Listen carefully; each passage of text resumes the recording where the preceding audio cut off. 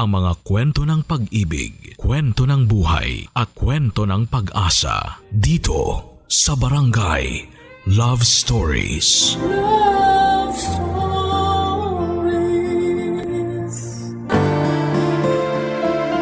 Para sa isang ina, walang imposible. Lahat ay kanyang magagawa. Para sa isang ina, walang kapalit ang ginhawang dulot kapag naprotektahan nila ang kanilang mga anak. Ikaw, kabarangay, bilang isang ina ay paano ka ba magmahal at magprotekta? Dear Papa Dudut, ako nga pala si Mary, 45 years old at aminadong nalulong sa droga na naging dahilan para magkaroon ako ng problema sa pamilya ko. Meron akong asawa, si Bojo. Meron kaming isang anak na lalaki at itago na lang natin siya sa pangalang Keisha. 10 years old at kumpleto na sana ang buhay ko. Wala nang ibang hahanapin pa. Loyal at good provider ang asawa kong si Bojo, Papa Dudut. Makulit pero malambing naman ang anak kong si Keisha. Mama's boy pa nga siya, Papa Dudut. Gusto niyang lagi lang nakatikit sa akin at nakayakap. Ang anak kong si Keisha ang dahilan kung bakit masarap gumising sa umaga. Kung bakit ang sarap lang maging isang ina, pero dahil sa pagkakamali ko ay nasira ang lahat. Mali ako sa paggamit ng droga, maling-mali na isipin na matatakasan ko ang aking mga problema oras na gumamit ako nito. Nalulong ako rito at hindi na makaahon pa. Dahilan para tuluyang magkaroon ng problema ang pamilya ko. Dahilan para mawalay ako sa anak kong si Keisha, Papa Dudut.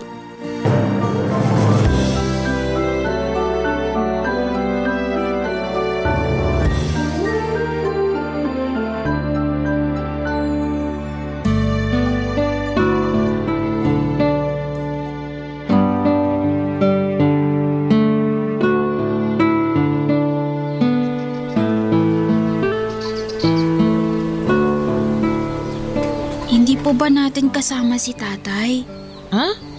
Hindi, anak. Busy ang tatay mo. Tsaka, hindi naman kumakain yun ng kikiam, di ba? Tayo lang naman ang may paborito nun. Sige po. Pero uwian natin si tatay ng makakain niya mamaya. Baka pagod po yun sa trabaho. Oo naman, anak. Uuwian natin ng pagkain yung tatay mo. Mary! Bojo? Tatay! Kakain kami ni nanay ng kikiam. Gusto mong sumama? Pero tigilan mo nga yung ginagawa mo. Di mo pwede kita si Keisha. Hindi po kami tatakas, tay. Kakain lang po kami ng kikiam. Di ba, nay? Hayaan mo na kaming umalis, Bojo. Kung aalis ka, iwan mo si Keisha. Hindi ko siya haya sumama sa'yo. Nay, tay, nag-aaway po ba kayo? Hindi, anak. May pinag-uusapan lang kami ng tatay mo. Mukhang ayaw kanyang payagang kumain ng kikiam eh. Tay, payagan niyo na po ko. Konti lang naman po yung kakainin ko eh. Anak, halika rito. Lumapit ka sa akin. Bakit po? Huwag kang lalapit sa tatay mo, Keisha. Dito ka lang sa akin. Keisha, makinig ka sa tatay mo, ha? Halika rito. Huwag ka sumama sa nanay mo. Huwag kang makikinig sa tatay mo, Keisha. Okay ka lang. Kay nanay ka lang, ha? Nay! Aalis tayo rito. Nay, tay, huwag po kayo mag-away. Akin na si Keisha, Mary. Akin lang ang anak ko. Anak ko rin siya. Pero ako nanay niya. Kailangan niya ako. Mas kailangan niya ako. Ano ka ba naman, Mary? Kung totoong iniisip mo na kailangan ka ng anak natin, sana hindi ka nagpapakalulong dyan sa droga. Kailangan ng anak mo ng matinong nanay. Huwag mo akong husgahan. Hindi kita hinuhusgahan. Tingnan mo nga yung sarili mo. Humarap ka sa salamin. Ikaw na mismo magsabi kung ano yung nakikita mo. Kasi Mary, pagod na ako. Suko na ako sa'yo. Lahat ng pangunawa ginawa ko na. Pero hindi. Hindi ko na kaya! Magiging maayos ulit ako. Basta hayaan mo lang na isama ko yung anak ko, Bojo. Hindi kita papayagan, Mary! Maawa ka naman kay Kisha. Kung totoong mahal mo siya, ibibigay mo siya sa akin. Hindi. Ang tigas ng ulo mo! Gusto mo bang magaya sa'yo yung anak mo? Ha? Malulong din sa droga? Masira yung buhay? Sige! Kung yan ang plano mo, sige, kunin mo na siya! Sirain mo ang buhay ng anak mo! Papa Dudut, pinagmasdan ko ang itsura ko sa katapat kong salamin at nandiri ako sa nakita ko. Halos hindi ko nakilala ang sarili ko, sinira na ako ng droga. Nang hina ako, nilawagan ko ang pagkakayakap kay Kisha at pinaubaya ko na siya kay Bojo. Isang sakripisyo na alam kong kailangan kong gawin kung gusto kong maging maayos ang buhay ng anak ko. Iyak ako ng iyak noon nang hirap iwan ang isang taong pinaguhugutan mo ng lakas. Pero alam kong kailangang lumayo ako para hindi maimpluwensyahan ang anak ko. Sa paglayo ko ay sinubukan kong magbagong buhay at natanggap ako sa isang malit na grocery store. Malit lang ang bayad pero sapat na para panimula. Sinikap kong huwag balikan ang pagdodroga para maipakita kay Bojo na nagbago na ako para sa anak namin. Napakahirap magbago ng biglaan, lugmok ako at parang walang gana sa buhay. Laging galit at naiinis. Mas lalo na noong nakilala ko si Nicole. Ang katrabaho kong 20 anyos. Kabaliktaran ko si Nicole, masayahin, positibo sa buhay, madaldal pala kaibigan, kaya siguro ako naiilang sa kanya dahil meron siya ng mga bagay na wala sa sarili ko, Papa Dudut.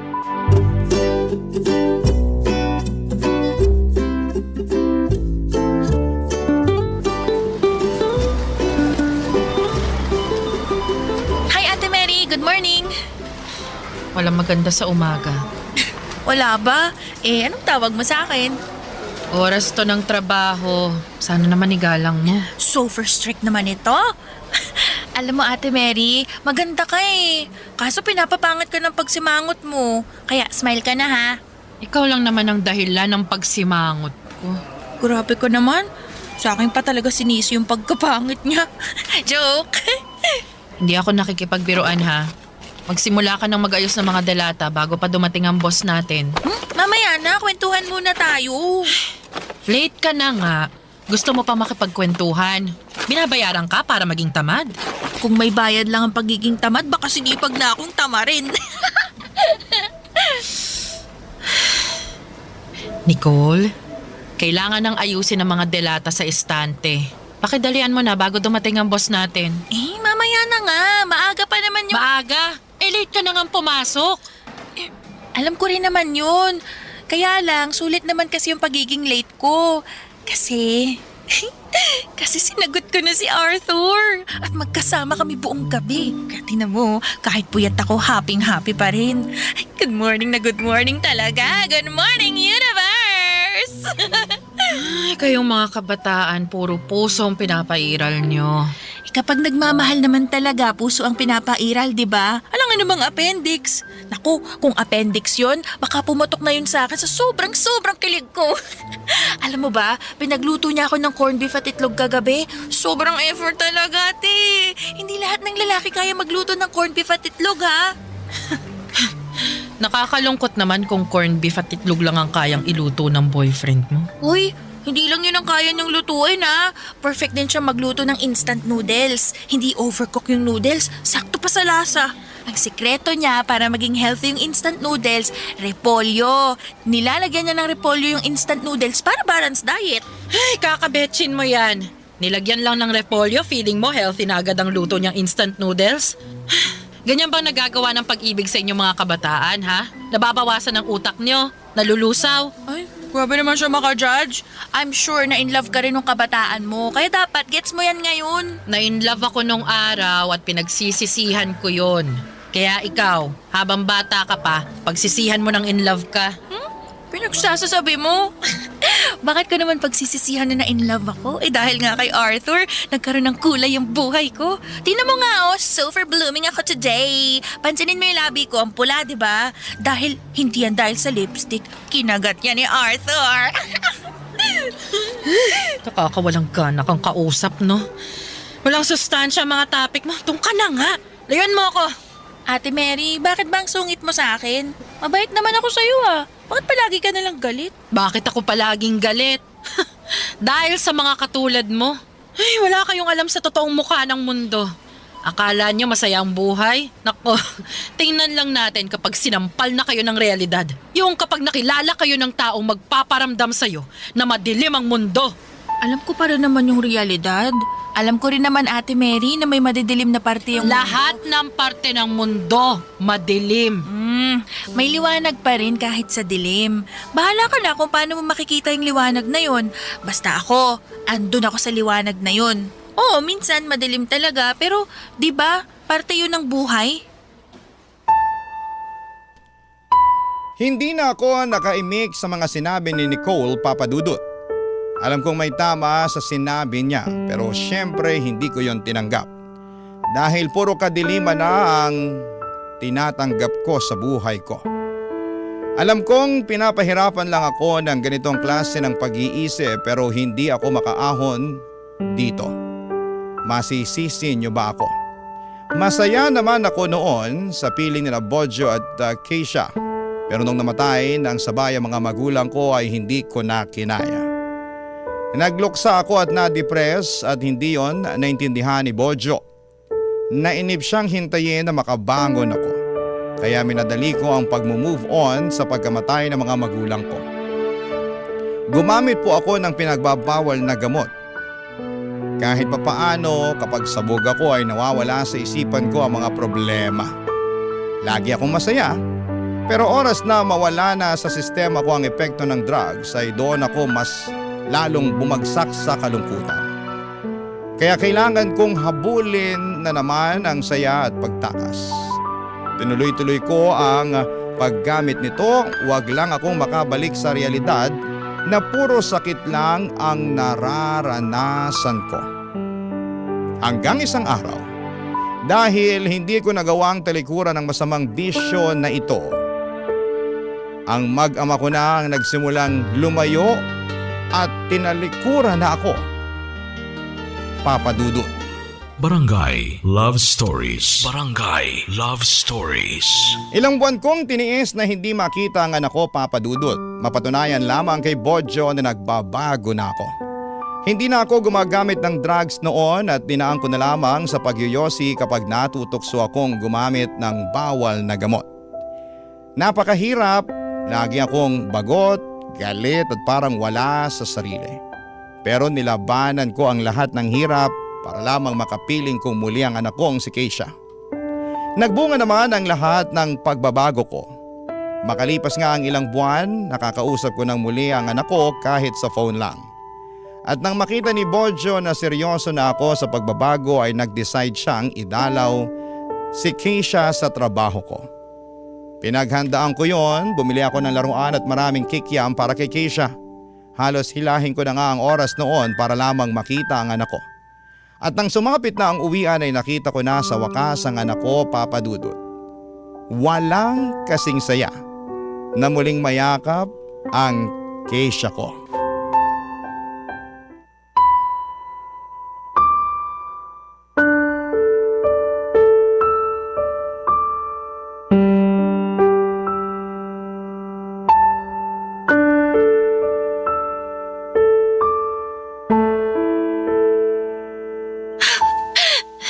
Keisha, anak! Kumusta ka na? Anak? Keisha, kinakausap ka ng nanay mo, sumagot ka. Okay lang. Anak, may binili akong manika para sa'yo. Eto, oh. Sabi nung sales lady, yan daw yung pinakasikat na laruan ngayon. Ano, nagustuhan mo ba, anak? Keisha, kinakausap ka ng nanay mo. Salamat po, Nay. At saka, anak, eto rin, oh. Marami akong biniling kikiam. Paborito mo to, di ba? Pwede mo na tong pangmeryenda pagkatapos ng klase mo. Hindi na ako kumakain ng kikiam. Ayoko na niyan. Ah, ganun ba? Nako, sayang naman to. Pero ayos lang. Matagal pa naman bago masira to eh. Ilagay nyo na lang sa freezer, ha? Marami pa kaming pagkain sa freezer. Di na yan kasya. Sa'yo na lang yan. Uy, Keisha. Sige, kung ayaw mo na nito, akin na lang. Pambaong ko na lang sa trabaho. Buti pa nga. Kasi mukhang wala ka namang kinakain ng maayos. Keisha, ba't ganyan ka ba makipag-usap sa nanay mo? Sinasabi ko lang naman po yung totoo. Hindi tama yan ha. Mag-sorry ka. Ay, hindi na. Totoo naman kasi. Wala na rin naman akong masyadong kinakain ngayon eh. Nag-iipon kasi ako para sa pang Noche Buena natin. Noche Buena? Oo, hihiramin ko sana si Keisha sa Pasko para makapag Noche Buena kaming dalawa. Kahit 3 araw lang. Total, bakasyon naman na nila yon. Bakit nagde-desisyon ka ng ganyan nang hindi man lang ako tinatanong? Naisip ko lang kasi na nanay pa rin naman niya ako. Karapatan ko na makasama si Keisha sa Pasko. Uuwi kami sa probinsya sa Pasko. Planado na yun. E di kahit sa bagong taon na lang, ayos lang sa akin. Keisha, gusto mo bang makasama sa New Year si nanay? Maghahanda ako ng marami. Lahat ng gusto mo pagkain, bibilhin ko. Tay, ayoko pong makasama si nanay. Anak, kahit 1 araw lang? Sige na. O kaya kahit half day. Pasyal tayo sa mall tapos ihahatid na kita sa tatay mo. Sige na anak. Huwag mo nang ipilit, Mary. Di ba pwedeng makasama si Keisha? Napag-usapan na natin to dati, di ba? Dadalawin ka lang namin ni Keisha.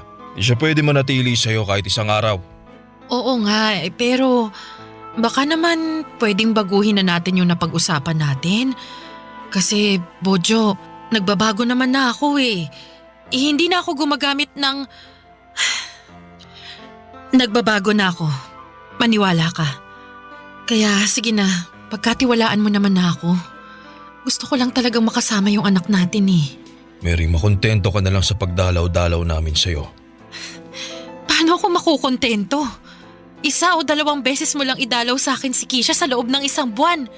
Tapos, kung makabisita kayo, halos 15 minuto lang kaming nagkakasama. Umaalis na rin kayo kaagad. Magpasalamat ka pa nga, dinadalaw ka pa niya rito. Kung ako lang, di ko na siya papayagan na makita ka pa eh.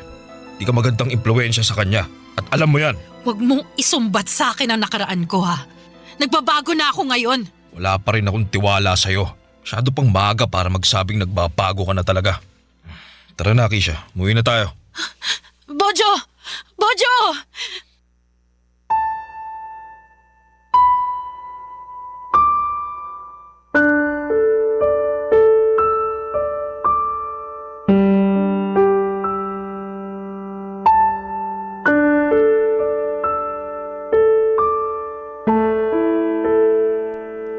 Papadudot para akong dinurog sa sinabi ni Keisha. Ayaw niya akong makasama at ayaw magtiwala ni Bojo na nagbabago na ako. Na hindi na ako gumagamit ng droga. Ang sakit lang na habang inaayos mo ang sarili mo, may mga tao sa paligid mo na patuloy pa rin sa pagdududa. Ano bang gusto nila? Ibalik ako sa dati kong ginagawa? Nang mga oras na yon ay galit ako.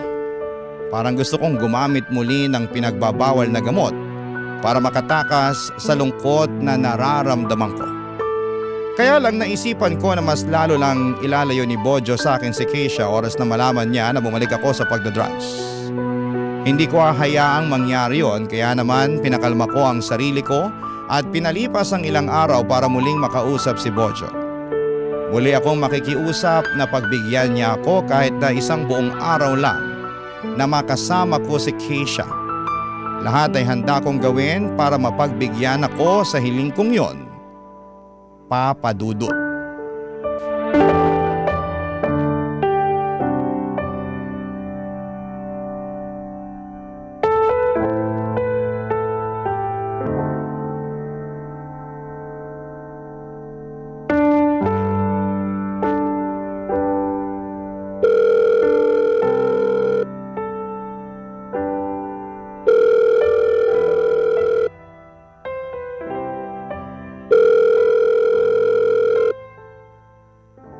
Hello? Bojo? Ano na naman ba, Mary? Talaga bang gumamit ka pa ng ibang numero para guluhin ako? Kasi hindi mo naman sinasagot yung tawag ko sa'yo dati. Wala na kasing dapat pag-usapan pa. Nakikiusap lang naman ako ulit ngayon na… Wala nang magagawa yung pakiusap mo. Sinabi ko naman na sa'yo, di ba? Hindi mo pwedeng mahiram si Keisha. Baka mamaya itakas mo pa siya. Hindi ko gagawin yun! Ibabalik ko rin siya sa'yo. Sinubukan mo na dati na itakas siya. Wala na akong tiwala sa'yo. Bojo, pagkatiwalaan mo naman na ako ngayon. Alam ko malaki yung naging kasalanan ko sa inyong mag-ama pero bumabawi naman na ako ngayon eh. Papatunayan ko sa inyo na maayos na Wala ako. nang pupuntahan ng pag-uusap natin to, Mary. Ayaw din naman ni Keisha na makasama ka pa. Huwag mo nang pilitin yung bata. Pinipigilan mo lang siya eh. Alam kong gusto niya akong makasama. Alam mong mahal na mahal ako ni Keisha, di ba? Imposibleng ayaw niyang makasama ang nanay niya. Ano ba, Mary? Harap-harapan na niyang sinabi sa'yo na ayaw kanyang makasama. Gusto mo pa talagang saktan ulit ang sarili mo? Ha? Mary, iniiwasan ka na ng anak mo. Yung pagdalaw-dalaw namin sa'yo noon, persado pa yun. Ako pa ang namimilit sa kanya na magpakita sa'yo. Kaya nga gusto ko ulit siya makasama eh. Para maging malapit na ulit kami. Para masanay na ulit siya sa akin. Bojo, tulungan mo naman ako mangyari yun. Huwag na nating pilitin yung bata kung hindi ba siya handa. O baka naman ikaw kasi tong hindi pa handa na bumalik ako sa buhay ninyo. Mary, wala ka nang babalikan sa pamilya natin. Sigurado na yon. Si Keisha, makikita mo lang siya paminsan-minsan kung gusto niya. Pero ako, wala na. Wala ka nang babalikan. Ganon-ganon na lang yun, Bojo. Itatapon mo na lang lahat ng pinagsamahan natin dahil lang sa pagkakamali ko. Ikaw ang nagtapon ng lahat, Mary. Ipapaalala ko lang sa'yo. Huwag mong isisi sa akin ang mga desisyon mo sa buhay. Ikaw ang nanira sa'yo, hindi ako. Sakim ka! Hindi mo naiintindihan ang nararamdaman ko noon. Namatayan ako ng mga magulang, Bojo. Namatayan ako! Hindi ko alam ang ginagawa ko noon. Tapos nasan ka, ha? Lagi kang wala. Hindi mo ako pinapakinggan kapag nagsasabi ako sa'yo na nalulungkot ako. Kapag umiiyak ako sa gabi, lagi mo lang akong tinatalikuran. Parang wala kang naririnig. At ako pa ang may kasalanan? Ganun ba? Sa akin mo pa sinisisi kung bakit ka nalulong? Simpatsya! Simpatsya lang naman ang kailangan ko nun eh. Pero hindi mo yun binigay sa akin. Hindi kita sinisisi na nalulung ako. Pero sana hindi ako umabot dun kung nakita mo lang sana na durog ako nun. Kung tinulungan mo lang sana ako. Mary, nakakarindi ka na? Mas lalo mo lang yung tinutulak para ilayo sa'yo ang anak natin eh. Huwag ka muna magpaparamdam sa amin ng anak mo. Manahimik ka muna at ayusin mo na lang yung buhay mo. Bahala ka na!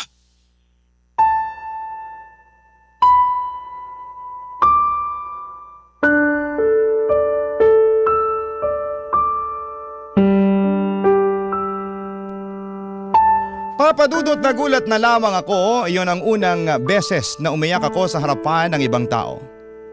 Hindi ko na kasi kaya. Sobrang sakit ng pangtataboy ng asawa ko sa akin. Parang diring-diri siya sa akin sa pagkakamali ko.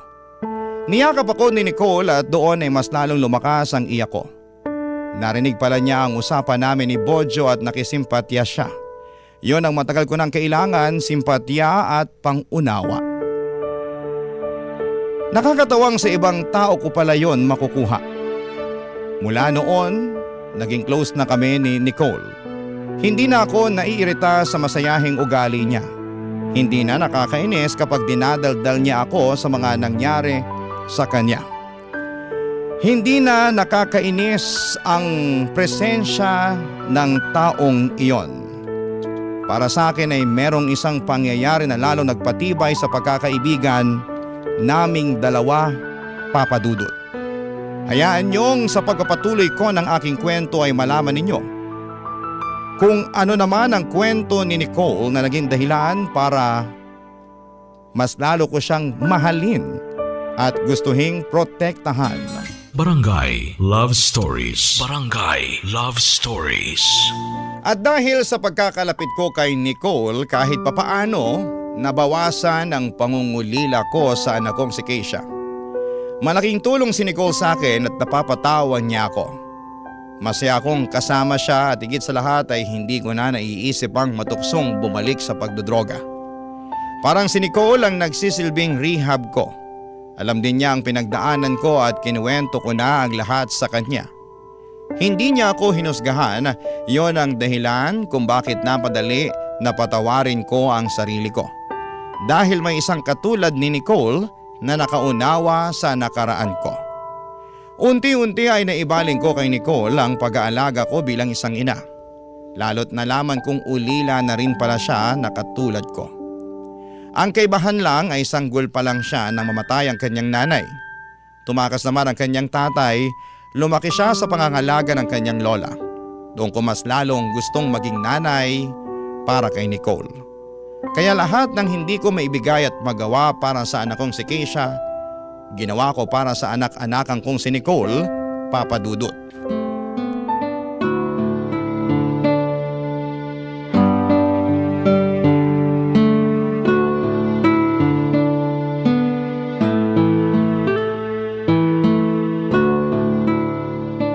Nicole? Okay ka lang ba? Ay, oo naman. Okay na okay. Okay na eh. Hindi ako okay eh. Nicole, bakit? Anong nangyari? Sige, ikwento mo sa akin. Si Arthur kasi. Yung boyfriend mo? Nalaman ko na meron pala siyang asawa at anak sa probinsya. Hayop na yan! Kala ko matino. Tapos nung pinaamin ko siya, binugbog niya ako. Ano? Pero hindi naman daw niya sinasadya. Nakagamit lang daw siya eh. Nakagamit ng ano? Droga. Tagal na pala siyang gumagamit kasi may problema siya sa mga pinagkakautangan niya sa sugal. Pero hindi niya sinasadyang saktan ako, Ate Mary. Humingi naman siya ng pasensya eh. Sinadya niya man yun o hindi. Mali na, mangbugbog siya at gumamit ng droga. Pero gumamit ka rin naman dati, di ba? At nagbago ka. Kaya naniniwala ako na magbabago rin siya. Di ba gano'n naman yun, Ate Mary? Pero Nicole, sinaktan ka niya Eh hindi naman na raw siya uulit.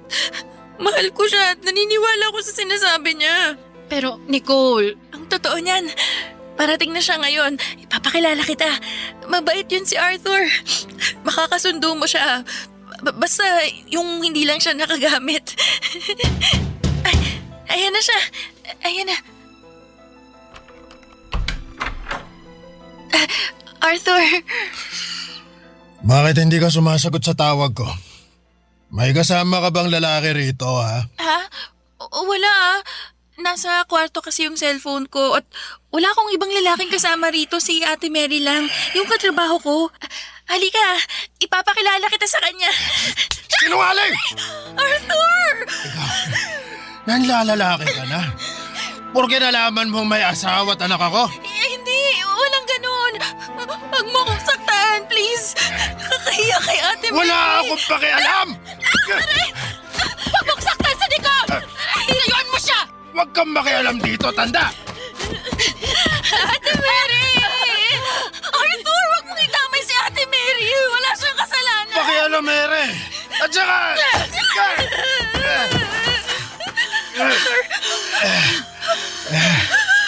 Nicole, tara na. Habang wala pang malay si Arthur, isusumbong natin siya sa pulis. Halika na!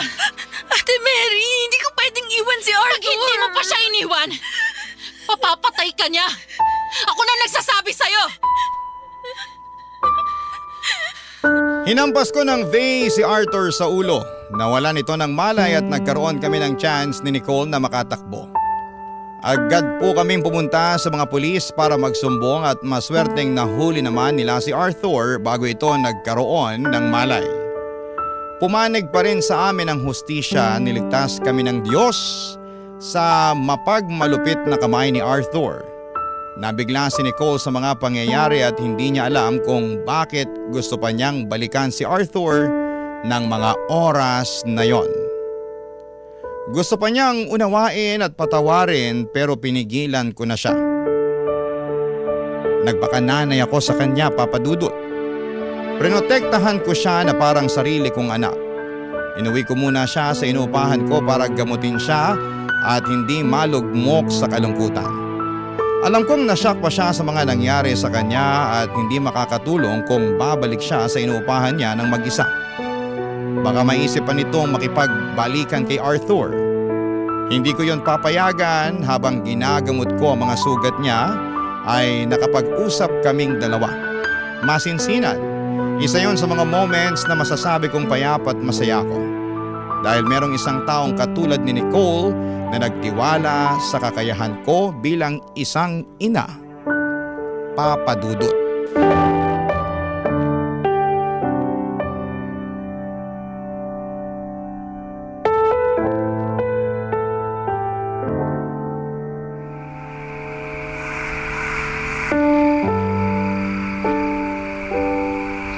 Ate, salamat ah. Salamat sa lahat-lahat. Hindi mo naman na obligasyon na tulungan ako pero ginawa mo pa rin. Ano ka bang bata ka? Kapag may inaabuso, dapat lang naman natulungan, di ba? At saka, aaminin ko na pamahal na ako sa'yo eh. Para na rin kitang anak. Kaya hindi ko rin matiis na hindi ka protektahan. Sana alam ng anak mong si Keisha na napakaswerte niya sa'yo, no? Kasi ikaw yung nanay niya. Kung nagawa mo akong ipagtanggol, paano na lang siya, di ba? Ay nako, sana nga ganun. Sana talaga makita niya yon. Alam mo, darating din yung panahon na malalaman niya yun, Ate Mary. Bigyan mo lang siya ng konting panahon. Naguguluhan lang din siya sa mga nangyayari sa inyo ngayon. Kaya nga hindi ko na muna pinipilit ang sarili ko sa kanila. Hihintayin ko na lang. Kapag handa na siyang lumapit sa akin, edi sige. At habang hindi pa siya handa, ako muna anak mo. Sa akin mo muna ibuhos lahat ng pagmamahal mo na meron ka dyan sa puso mo. Sigurado ako umaapaw yung puso mo ngayon sa sobrang pagmamahal. At umaapaw din sa sobrang lungkot. Sorry Ate Mary ha, wala akong magawa sa kalagayan mo. Gusto ko sanang mapasaya ka eh. Alam mo yon, makabawi man lang sa lahat ng ginawa mo para sa akin. Ano ka ba? Hindi mo kailangan bumawi, ano? Lahat ng ginawa ko para sa'yo, gusto ko yon. At hindi ako maniningil. Kaya sige na, hayaan mo lang ako. Minsan, magiging makulit ako, ha? Baka mamaya mainis ka na kapag OA na ako sa pagiging nanay ko sa'yo. Pero tiisin mo na lang, ha? Ganon talaga ang mga nanay. Minsan, OA na sa pagiging protective. Pero gusto lang naman naming maging maayos kayo. Naiintindihan ko Ate Mary. Gusto ko nga tong ginagawa mo eh. Yung nagpapakananay ka sa akin. At least alam ko na yung pakiramdam kung paano magkaroon ng nanay. Bakit? Hindi mo ba yun naranasan sa lola mo na nag-alaga sa'yo nun? Hindi eh. Hindi ko naman din siya masisi. Matanda na rin siya at marami kaming mga apo niya na inaalagaan. Yun nga lang, maaga rin siyang nawala. Kaya yun, nabitin yung koneksyon namin. Kaya ngayon pa lang talaga. Sa'yo pa lang talaga. Hayaan mo, hindi ka mabibitin sa pagiging nanay ko sa'yo. At hindi ka rin mabibitin sa pagiging anak ko sa'yo. Ay, tumatawag si Bojo! Ha? Yung tatay ni Keisha? Hala, sagutin mo na Ate Mary. Baka ipadalaw na ulit sa'yo si Keisha.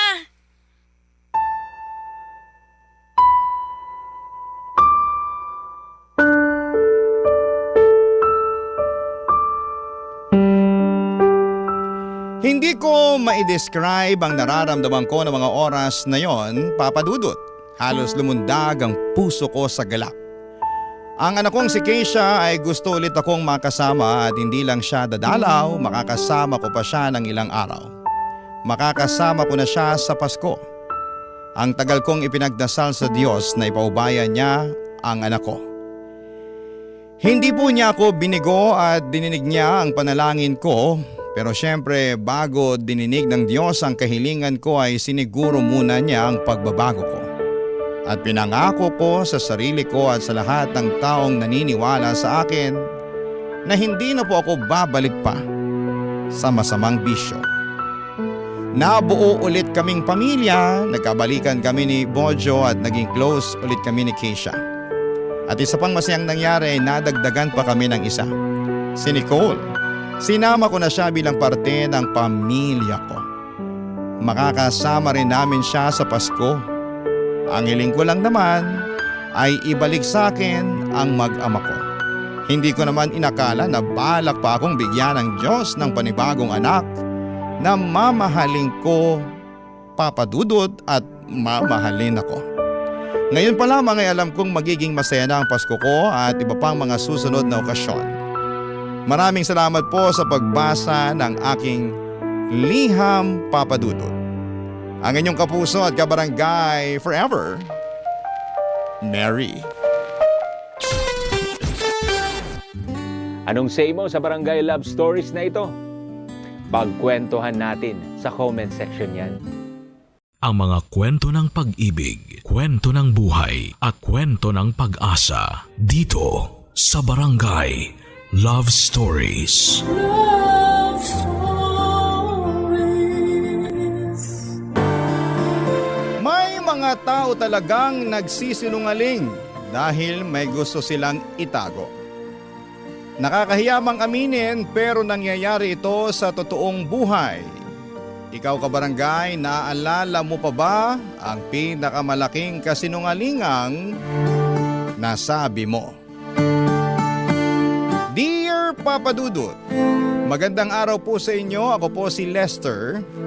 Isa po akong only child at single mother ang nagpalaki sa akin.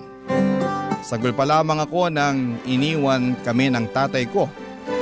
Pero kahit na gano'n ay ginawa ni Mama ang lahat para mapalaki ng maayos. Kaya kahit nahihirapan kami sa buhay ay ramdam ko na mahal niya ako. At gusto niya akong mapabuti.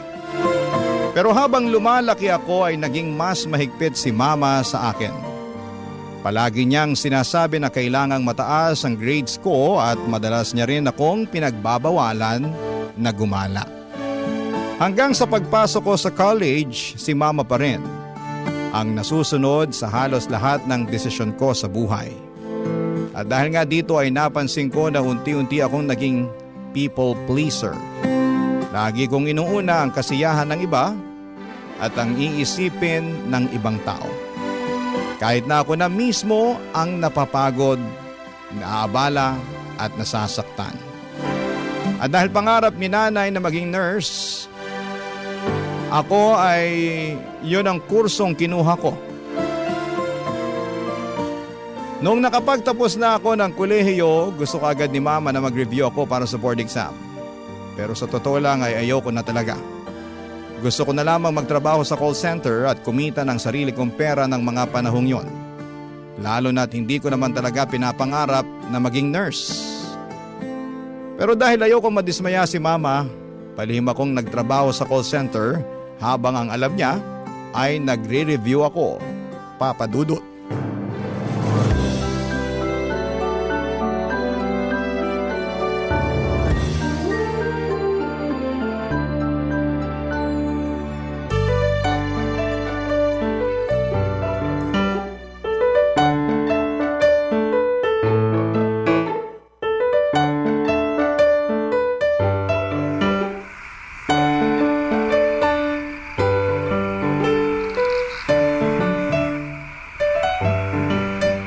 Ay nako, tapusin nyo na lang po muna yung pagkain nyo. Baka mamaya atakihin lang kayo, kakaisip nyo dyan eh. Mamaya ko natatapusin tong pagkain kapag nakita ko ng resulta. Hindi ako mapakali hanggang sa hindi ko nakikita yung pangalan mo sa listahan ng mga nakapasa Sige, kayo pong bahala. Basta anak ha, pagkatapos nito, gusto ko magtrabaho ka sa Amerika. Kasi pakiramdam ko doon uunlad ang buhay mo. Si Mama talaga Hindi nyo pa nga nakikita yung resulta Masyado naman po yata kayo nagmamadali sa mga plano nyo para sa akin. Ay naku anak, Hindi mo ako masisisi. Dahil ang gusto ko lang naman magkaroon ka ng magandang buhay. Basta, anak, mangako ka sa akin na hindi mo ko kakalimutan ha kapag naging nurse ka na abroad. Huwag po kayong mag-alala, ma.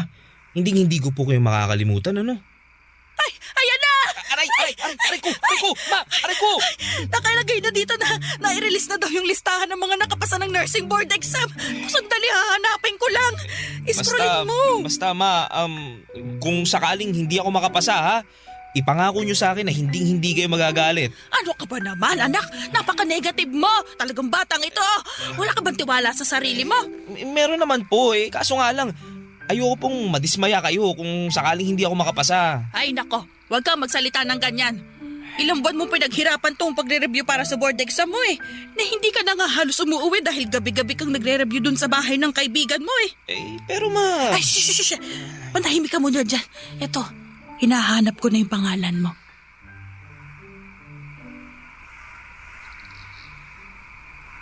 Ay!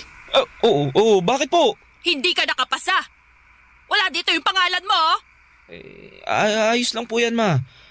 Siguro hindi lang po talaga para sa akin yung pagiging nurse. Alam mo, Lester, kasalanan mo to Napaka-negative mo kasi. Ayan, tuloy, nausog ka. Wag nga po kayong magpapaniwala sa mga ganyang pamahiin. Kaya mas lalo kayong napapraning yan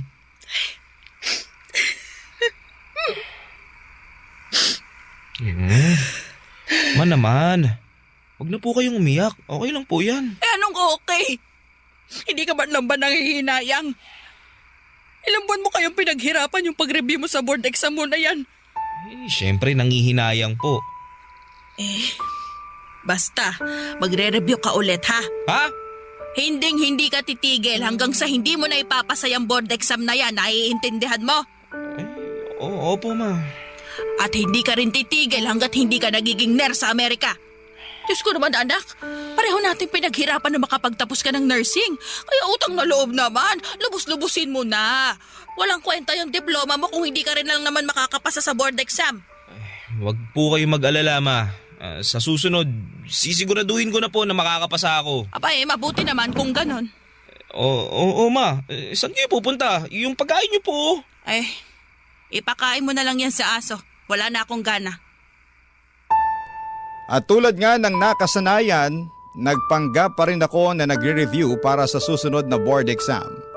At nagsinungaling ako kay mama na nagsa-sideline ako bilang tutor para hindi siya magtaka kung bakit may pera ako. Habang tumatagal ang pagpapanggap ko ay mas lalo lamang akong nalulungkot at naiinis sa sarili ko. Kaya naman ibinuhos ko na lamang ang sarili ko sa trabaho sa call center at nagbigay na rin ako ng pera kay mama para kahit papaano ay maibsan ang guilt ko sa lahat ng kasinungalingan na pinagsasasabi ko. Pero dumating ang punto sa buhay ko na parang unti-unti nang naiibsan ang lungkot ko nang makilala ko ang bagong katrabaho ko na si Hillary. Para sa akin ay siya na ang pinakamaganda at pinakakahangahangang babae na nakilala ko sa buong buhay ko. Sobrang nabighani ako sa kanya. At tuwing nakikita ko siya, nakakalimutan ko ang lahat ng problema ko.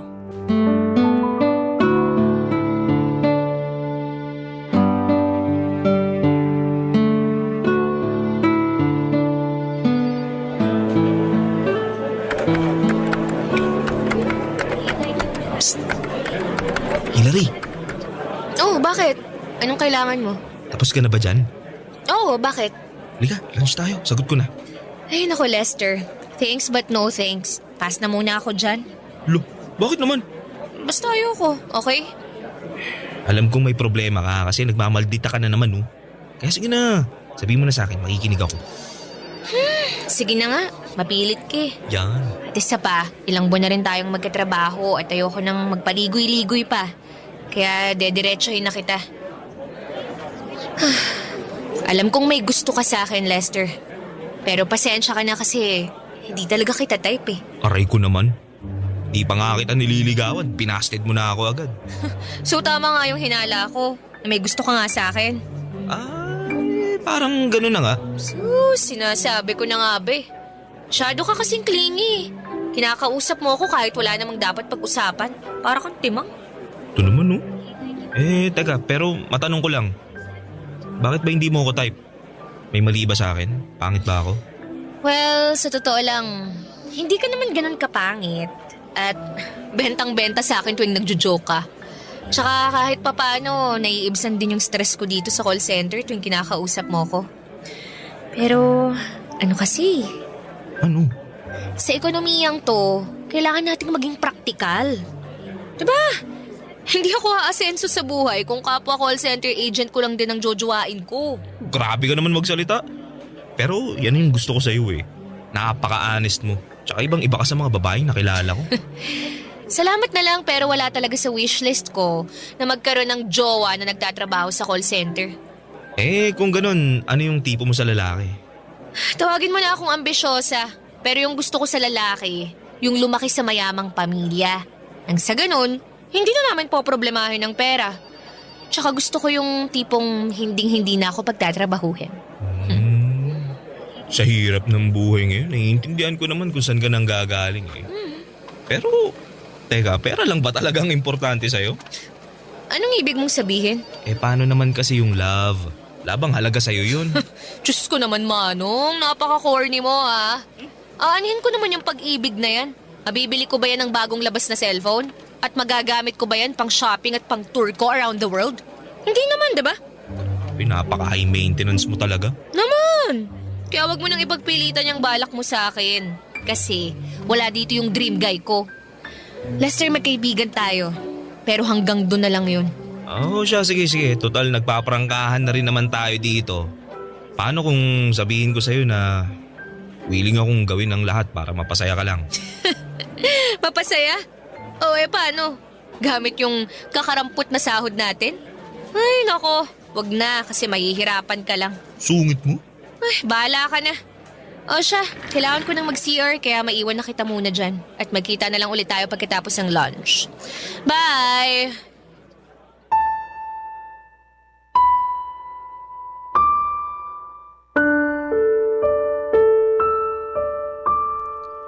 Marami po sa mga katrabaho ko noon sa call center ang nagsasabi na maldita, mataray at medyo matapobre daw si Hillary. Pero para sa akin si Hillary ay isang babae na alam kung ano ang gusto niya sa buhay. At handang gawin ang lahat para maabot ang mga pangarap niya. Yun ang tipo ng babae na hinahangaan ko. Yung palaban at may kumpiyansa sa sarili. At habang tumatagal ay mas lalo ko lang siyang nagugustuhan. At hindi ko rin namamalaya na gumagawa na pala ako ng paraan para mapansin niya ako at mas magustuhan niya ako.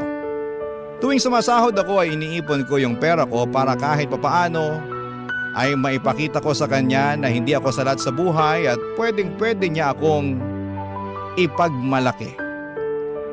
Palagi ko rin siyang inaaya at nililibre hanggang sa dumating sa puntong siya na mismo ang nagpapalibre. At ang mga panahong yon, pakiramdam ko, unti-unti nang lumalambot ang puso ni Hillary. Para sa akin, Papa Dudut. Barangay Love Stories. Barangay Love Stories. Pagkalipas ng ilang buwan, dumating din sa wakas yung araw na sinagot ako ni Hillary. At hindi ko talaga makakalimutan yon, Papa Dudut. Pero hindi naging madali ang lahat. Kasi bago pa man niya ako sinagot ay marami na akong nasabing kasinungalingan sa kanya para lamang mapahanga siya. Sinabi ko kay Hillary na may negosyong restaurant ang pamilya ko sa Mindanao at nagtatrabaho lamang ako sa call center dahil gusto kong i-challenge ang sarili ko at maging independent. Dahil sa mga kwento na yon ay mas lalo siyang humanga at unti-unting lumambot ang loob niya para sa akin. Hindi nga nagtagal, Papa Dudut, umabot din kami sa puntong nag-live-in na kami ni Hillary sa isang apartment. Pero kapalit noon, isa na namang kasinungalingan ang kailangan kong sabihin kay Mama. Sinabi ko sa kanya na makikitara na muna ako sa bahay ng kaibigan ko para mas makapag-focus sa pagre-review para sa board exam. Pero ang hindi alam ni Mama, may girlfriend na pala ako.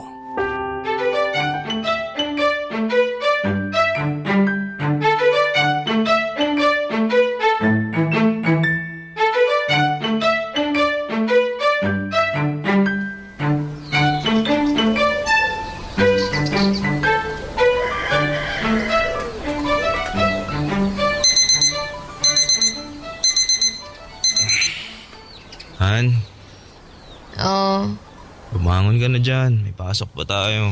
ano ba? Ayoko. Gusto ko pang matulog eh. Mali-late na tayo, Han. Hindi na muna siguro ako papasok. Ha? Bakit naman? Masama ba pakiramdam mo? Wala ka naman lagnat eh. Basta ayoko. Dito na muna ako sa apartment. May problema ba, Han? Pwede mo akong kausapin. Bakit ba ang kulit-kulit mo? Alin ba sa ayaw ko munang pumasok ang hindi mo maintindihan, ha? Teka, kumalma ka nga. Di mo naman kailangan sumigaw eh. Kinakausap naman kita ng maayos. Nakakarindi ka na kasi. Daig mo pa yung team leader natin kung makahingi ng explanation. Pati dito sa apartment, pakiramdam ko parang nasa opisina pa rin ako nang dahil sa'yo eh. Teka lang, bakit ka ba nagkakaganyan ha? Ano ba talagang problema mo? Wala akong problema. Kaya sige na, maligo ka na at pumasok ka na lang. Tsaka pwede ba, Lester? Tigil-tigilan mo na nga yung pangungulit sa akin kasi kahit ano pang sabihin mo dyan, hinding-hindi mo na mababago ang isip ko. Hindi ako papasok, okay? Tapos ang usapan. Di ako aalis dito hanggat di mo sinasabi sa akin kung anong problema mo. Utang na loob naman. Gusto mo talagang malaman kung anong problema ko? Oo. Ayoko nang magtrabaho sa call center. Ano? Anong ibig mo sabihin? Ayoko nang problemahin yung problema ng ibang tao. Nakaka-stress eh. Nakaka-trauma. Konting-konti na lang talagang maluloka na ako. Ayoko nang ma-experience yung tipong sinisigawan at pinagmumura ako ng mga foreigner kahit wala naman akong ginagawang masama sa kanila.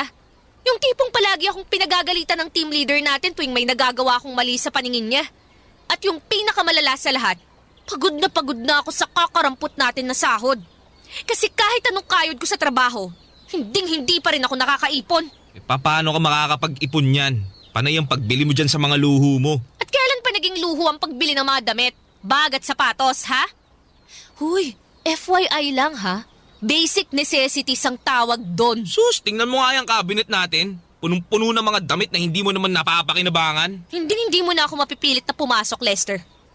Kaya please lang ha, utang na loob, manahimik ka na. Hila rin naman. Dami-dami pa nating gastusin dito sa apartment oh. Kailangan pa natin bayaran yung upa, yung tubig, tsaka yung kuryente sa katapusan. Eh ano bang pinuputok ng butse mo ha? May natatanggap pa naman akong sahod sa katapusan ah. Oo nga. Pero pagkatapos nun, ano? Sigurado ako mahihirapan ka na. Hindi ka na nga nakapag-ipon, mag-aawol ka pa. Hoy Lester, kung tutuusin, dapat magpasalamat ka pa nga kasi kahit papano, ay nagbibigay naman ako sa'yo ng pera para sa mga gastusin natin dito. Pero karamihan sa mga bayarin natin, ako ang nagbabayad. 3K na nga lang yung ambag mo sa bayarin natin eh. Kapal ng mukha mo ah! Binibilangan mo na ako? Hindi sa ganun. Ang akin lang, ayoko mag-resign ka kasi sa panahon ngayon, hindi madaling makahanap ng bagong trabaho. Alam mo, sa totoo lang, dapat hindi ako nagtitiis sa ganitong setup. Anong ibig mo sabihin? Sinabi ko na to sa'yo noon at sasabihin ko ulit sa'yo to ngayon. Gusto ko yung tipo ng buhay na hindi ko na kailangang problemahin ng pera. Alam mo, sa totoo lang, okay ka naman yung umpisi eh. Pero habang tumatagal, mas lalo ko lang napapansin na nagigipit ka na. Habang tumatagal, mas lalong humihigpit yung hawak mo sa pera mo. Aaminin ko, mas nagtitipid ako ngayon kasi ayokong umasa sa mga magulang ko. Alam ko na may negosyo kami, pero mas gusto ko pa rin yung pakiramdam na nakakatayo ako sa sarili kong mga paa. Yung tipong hindi ako tumatakbo sa mga magulang ko tuwing may problema ako sa pera. Lintek na pride yan, Lester. Sigurado ako na wala pa sa kalahati ng kinikita ng restaurant nyo yung sinasahod natin sa call center. Kaya utang na loob naman, tawagan mo na lang ang mga magulang mo para matapos na yung mga problemang hindi mo naman dapat pinoproblema.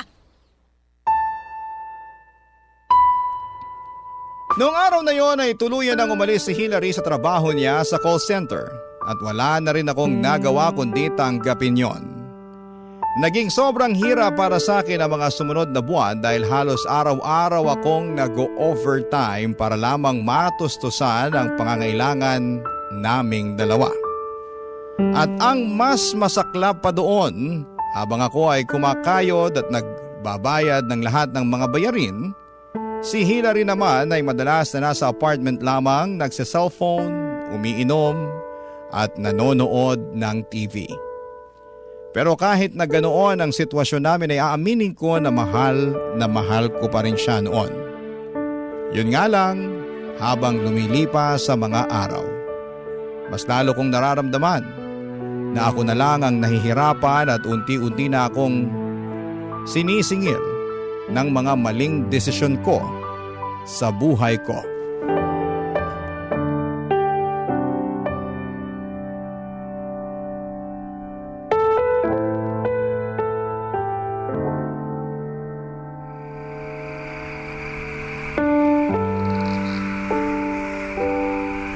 Hilary naman, ginagawa ko naman lahat para sa'yo ah. Wala ka nang naririnig sa akin nung iniwan mo yung trabaho mo sa call center, di ba? Bakit kailangan mo pa akong pahirapan ng ganito? Kasi napaka-cheap mo! Saka malaking kuripot! Para lang sabihin ko sa'yo, hindi ito ang pinangarap kong buhay sa sarili ko! Lintik na pangarap yan! Kulang pa ba lahat ng pagtitiis at pagsasakripisyo ko para sa'yo ha? Kulang! Kulang na kulang, Lester.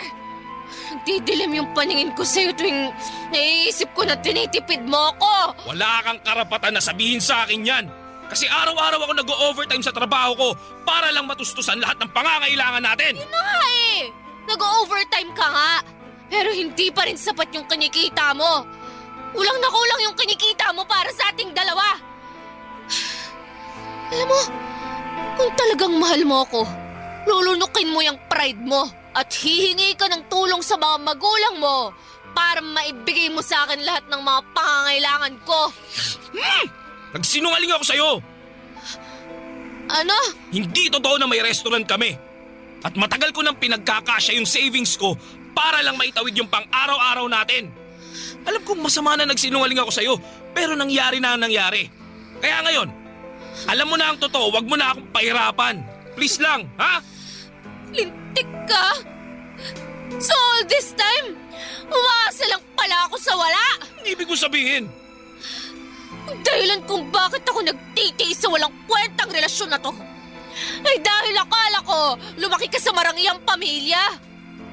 Akala ko kahit mataas yung pride mo, may mapapala ka pa rin sa pamilya mo balang araw. Kasi ang buong akala ko, may negosyo kayo at may pag-asa pa na magkaroon tayo ng magandang future. Pero niloko mo lang ako. Sa malaking scam, Lester! Pinagmukha mo akong tanga dahil sa lahat ng mga kasinungalingang pinagsasasabi mo sa akin noon. Alam mo, dapat hindi na kita pinagbigyan eh. Dapat noon pa lang, iniwasan na lang kita. Kuripot! Sabihin mo nga sa akin ang totoo, Hilary. Minahal mo ba talaga ako kahit konti lang? Ang totoo niyan, ha? Hindi! Pero umasa ako na balang araw. Matututunan din kitang mahalin. Pero huwag ka nang umasa. Kasi sa puntong to, malabo nang mangyari yon. Napakasama mo, Hilary. Wala akong ginawa sa'yo para parusahan mo ako ng ganito. Hoy, pulube! Huwag mo isusumbat sa akin yan, ha? Kasi hindi ako nagkulang ng paalala sa'yo. Simulat sa pool pa lang, sinabi ko na sa'yo yung mga gusto kong makamit sa buhay. Tutusin nga, quits lang tayo eh. Kasi nagsinungaling ka rin naman sa akin. At FYI lang ha, matagal din kitang pinagtiisan. Kaya wag mo akong aartehan dyan. Huwag kang mag-alala, Hilary. Kasi simula sa araw na to, hindi mo na ako kailangang pagtiisan. Pinagsasasabi mo dyan? Dahil iiwan na kita. Nang gabing yon ay tuluyan nang umalis si Hilary sa apartment at kasabay ng pag-alis niya ay dumating ang mabigat at matinding katotohanan na hindi na siya magbabago at ni minsan ay hindi niya ako minahal. Doon ko na-realize na ginamit niya lang ako para hindi na niya kailangang magtrabaho. And at the same time, sarili lamang niya ang iniisip niya. Alam ko po na marami sa mga nakikinig sa programa ninyo ang sasabihing tanga ako. At tatanggapin ko yon kasi totoo din naman.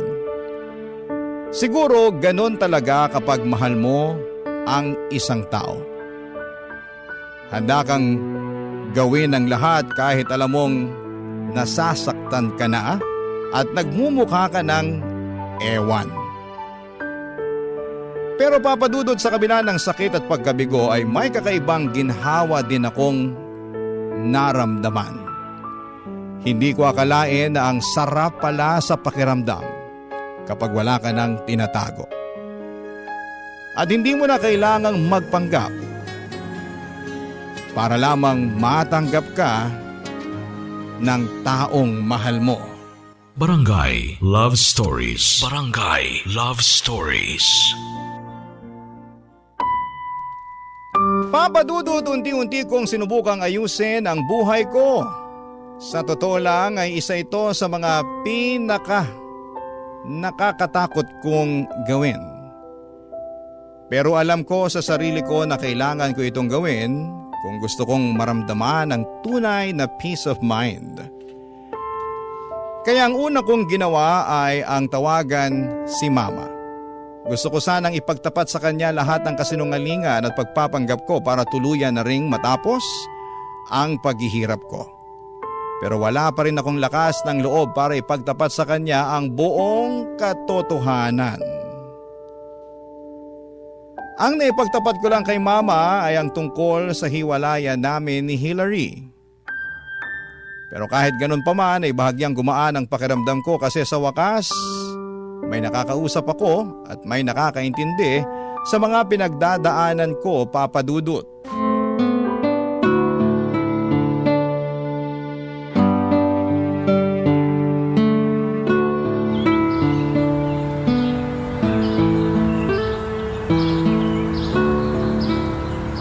Ay naku anak, mabuti naman pala't nahimasmasan ka na sa bruhang Hillary na yon. Ikaw naman din kasi anak, bakit hindi mo man lang sinabi sa akin na nagka-girlfriend ka na pala? Eh kung hindi ka pa hiniwalayan ng Hillary na yun hindi ko pa malalaman na nagkaroon ka na pala ng jowa. Pasensya na po kayo at nilihim ko sa inyo yung tungkol sa amin ni Hillary, ma.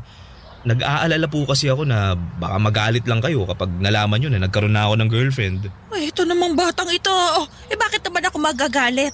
Nasa tamang edad ka naman na para magka-girlfriend. Kasi di ba gusto nyo po ako na mag-focus lang ako sa pagre-review para sa board exam. Alam ko naman yun. Pero magmumukha naman yata akong sira kapag pinagbawalan pa kita na magkaroon ng jowa. Lester, anak. Hoy, bakit hindi ka umiimik? Sorry ma. Naninibago lang ako sa inyo Ha? Anong ibig mo sabihin naninibago ka? Madalas po kasi nagagalit o nagtatampo kayo sa akin tuwing may ginagawa ko na posibleng makasagabal sa pag-aaral o dun sa pagre-review ko. Pero ngayon, parang mas lumalambot po kayo sa akin Alam ko naman na madalas kitang pinaghihigpitan. Pero sana maintindihan mo rin na ginagawa ko lang yun dahil mama mo ko. At tungkulin ko na ipaglaban ang kinabukasan mo, ha? Siguro nga mali yung paraan ko paminsan-minsan, pero alam kong malinis at tama naman ang intensyon ko. Bakit ka naman umiiyak?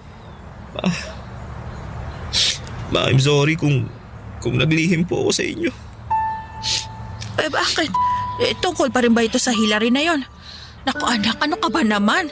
Wala na yun. Napakaliit na bagay Ma, ang totoo po niyan.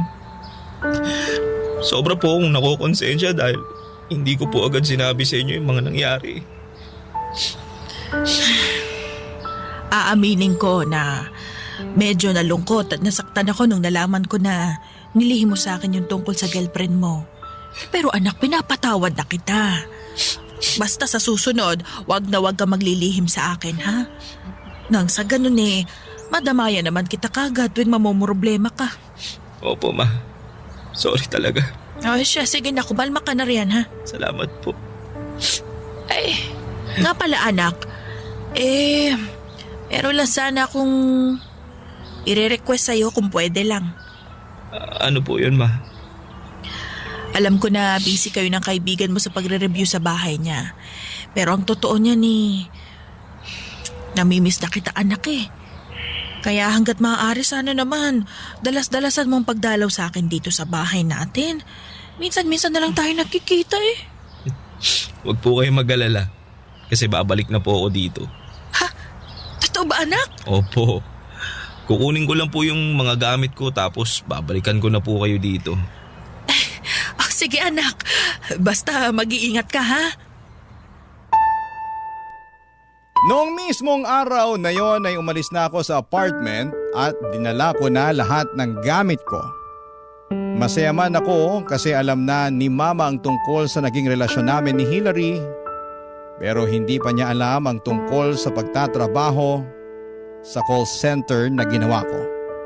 At sigurado akong sobrang madidismaya siya sa mga pag-amin ko sa kanya. Habang iniisip ko ito ay ramdam ko ang bigat sa dibdib ko. Para bang bawat gamit na dinadala ko rin ang lahat ng guilt at takot na matagal ko nang tinatago sa sarili kong nanay. Pero naalala ko rin ang mga sinabi ni Mama na kung may bumabagabag sa isipan ko ay siya ang dapat una kong lapitan. Tumatak sa akin ang lahat ng payo niya. At na-realize ko na mas magkakaroon ako ng totoong peace of mind kapag nailabas ko na lahat ng sekreto at kasinungalingan ko. Kaya naman pagbalik ko sa bahay namin, naghanap ako ng magandang pagkakataon para sabihin kay Mama ang lahat. At nahanap ko ang tamang timing na yon habang tahimik kaming naghahapunan.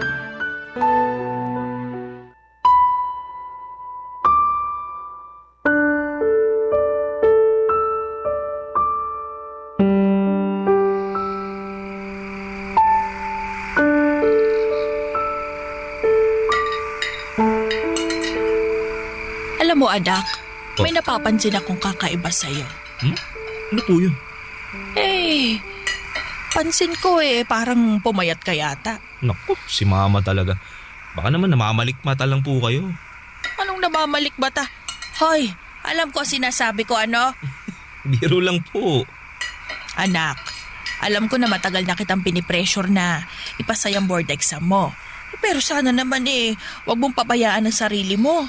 Hindi ka ba nakakakain ng maayos sa bahay ng kaibigan mo? Hindi naman po sa ganun. Ay, hindi na bale. Mabuti na lang talaga at napagdesisyonan mo nang umuwi dito sa atin. Nang sa ganun maipagluto na rin kita. Hindi mo naman siguro kailangan yung kaibigan mo para makapag-review.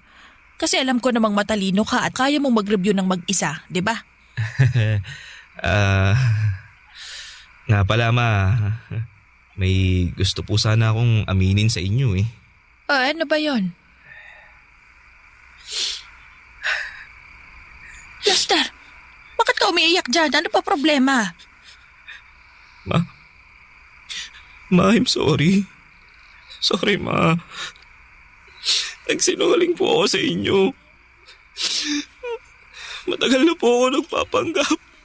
Ay, Lester, hindi kita maintindihan. Ano bang ibig mo sabihin, ha? Hindi po totoo na nagre-review ako para sa board exam.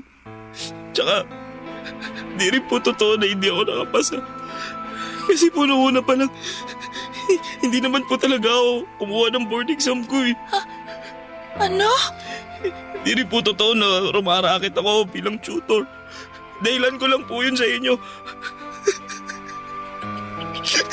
Ang totoo po niyan, matagal na po ako nagtatrabaho bilang call center agent pa. Ay, Diyos ko. Lester naman! Dapat nung umpisa pa lang sinabi mo na sa akin ito. Matagal mo na palang nagsisinungaling sa akin. I'm sorry. Sorry po kung nagawa ko kayong tiisin. Kaya ako na po sinasabi sa inyo ang lahat ng to kasi hindi na kaya ng konsensya ko yung mga nagawa ko sa inyo noon. Hindi mo alam kung gaano kasakit tong ginawa mo sa akin, Lester. Paano mo nagawa sa akin to, anak? May nagawa ba akong mali sa'yo? Nagkulang ba ako sa'yo bilang nanay mo, ha? Hindi po, Ma. Binigo ko lang po kayo. At hindi ko rin po mapapatawad ang sarili ko sa mga kapalpakang ginawa ko. Sinaktan mo ko, Lester. Nasasaktan ako dahil hindi mo sinabi sa akin ang totoo. Dahil mas pinili mo magsinungaling tungkol sa sitwasyon mo. Ma, sorry talaga. Sana mapatawad niyo pa ako. Pinapangako ko po sa inyo. Simula sa araw na to, hindi na po ako maglilihim sa inyo. Mahal na mahal ko po kayo, Ma.